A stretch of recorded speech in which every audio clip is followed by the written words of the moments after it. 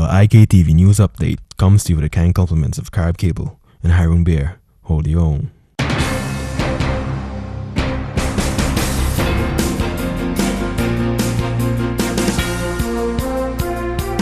Good morning to you. I'm Lafern Fraser. Your IKtv news update will begin after these messages.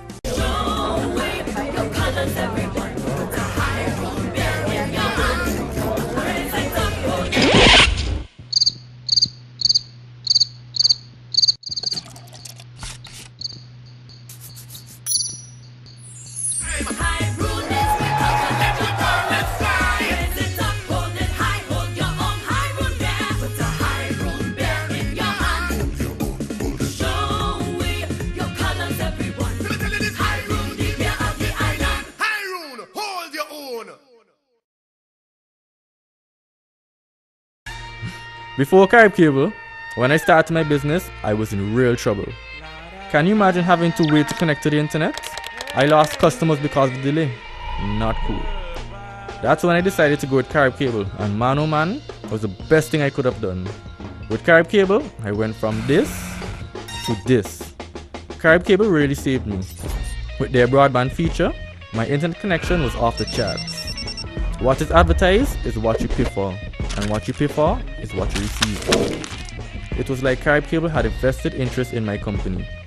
I grew from a company of 1 to 5, and before I knew it, a complement of 30. So no matter the size of the business, a one-man show to a major corporate entity, Carib Cable has solutions to help you succeed. They're with you every step of the way and have the speed to meet whatever you need. Carib Cable. Better quality, better service, better network.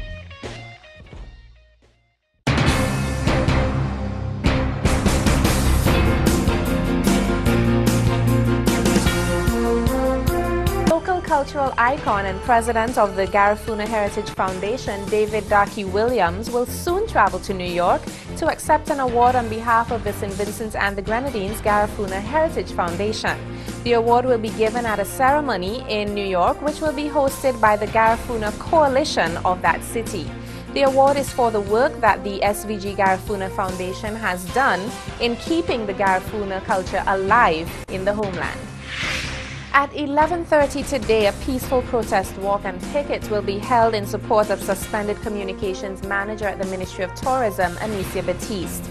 The protest and picket is organized by the hosts and supporters of call-in programs Staying Awake and Current Affairs, both aired on Nice Radio. Persons participating in this walk are expected to gather at the parking lot outside the National Insurance Services building, which houses the Ministry of Tourism.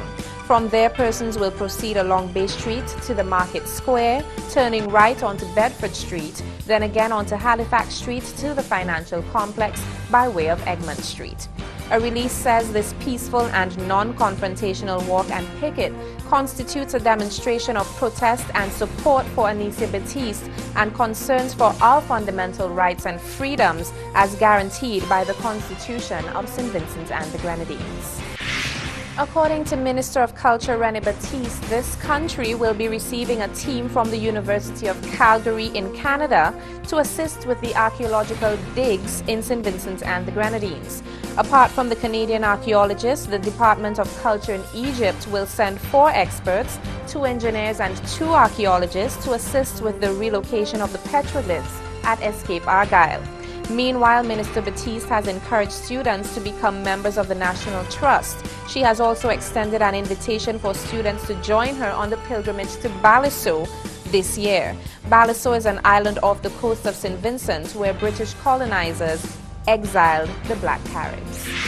A desperate call is going out to Vincentians to stop the practice of lighting bushfires. This call comes from the combined force of the Royal St. Vincent and the Grenadines Police Force, the Central Water and Sewerage Authority, St. Vincent and the Grenadines Electricity Services Limited, and the Forestry Division in the Ministry of Agriculture and Fisheries.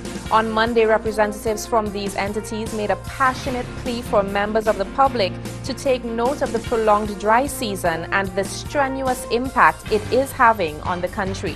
Police Commissioner Keith Miller said the fires had serious implications and his firefighters were overwhelmed by the frequency. He said the starting of these fires was a reckless act, a criminal offense, and a dangerous practice. Disaster officials rushed food and shelter to southern Turkey on Tuesday after a strong earthquake rattled the area a day earlier, killing at least 51 people and injuring dozens more. We distributed 1,728 tents in the area, said Ayhan Bali, regional director with the Turkish Red Crescent. There are people who are staying in the tents out of fear that they cannot go into their homes. Officials said the quake struck in Elazig province, with the village of Okula the worst hit. The U.S. Geological Survey and the Turkish Earthquake Monitoring Center registered the quake at magnitude 6.0. The USGS had earlier classified the quake at 5.9 magnitude. Dozens of aftershocks ranging up to 5.5 magnitude shook the region in the hours after the quake. And now in sports, authorities say former Brazil striker Romario was fined $530 for refusing to take a breathalyzer test during a traffic stop. Brazil's state government says in a statement that Romario was asked to take the test early Monday as police randomly checked for drunk drivers. Romario gave no reason for refusing, but was forced to call a friend to come and drive his car home for him. Romario, who led Brazil to the 1994 World Cup title and was voted the world's best player that year, has seen other trouble of late. Last July, he spent a night in jail for failure to pay child support. In the same month, he was convicted of tax evasion. President Luiz Inácio Lula da Silva said he's so confident of Brazil's chances in the World Cup that he's already planning to be at the final on July 11th. He's so optimistic that when he was in Mexico with President Calderon, who asked if he was going to the opening game of the World Cup, he said he's not going to the opener, he's going to the final. Of course, Silva said he would have to attend the final match in Johannesburg anyway, at least for ceremonial reasons, since Brazil was the host country for the 2014 World Cup. Silva said he's a big fan of Brazil coach Dunga, who has emphasized team play and defense for the 5-time World Cup champions. This has been your IKtv News Update. I'm Lafern Fraser. Have a nice day.